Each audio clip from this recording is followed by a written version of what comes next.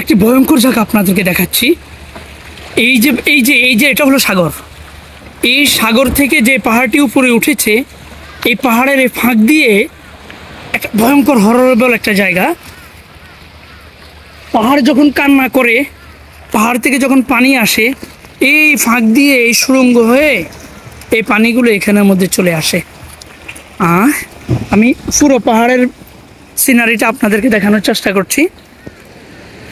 এখানে খুব কমই মানুষ আসে। বন্ধুরা দেখতেছেন আমরা যে জায়গাটিতে আছি কোনো মানুষ নেই, কারণ আমার মনে হয় না যে কোরিয়ানরা এত সাহসী যে কোনো সেফটি ছাড়া ওরা এই সমস্ত জায়গায় আসবে।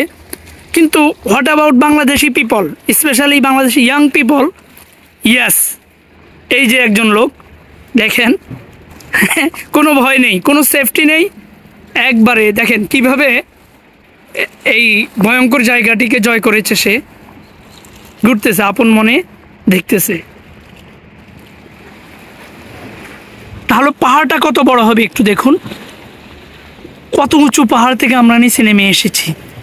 এটা ক্যামেরায় যদিও দেখা যাচ্ছে যে খুব কাছে, কিন্তু যখন আপনি বাস্তবে এখানে হাঁটতে আসবেন তখন মনে হবে যে এটা কতটা উঁচুতে আমরা ছিলাম এবং কতটা নিচে আমরা নেমে এসেছি।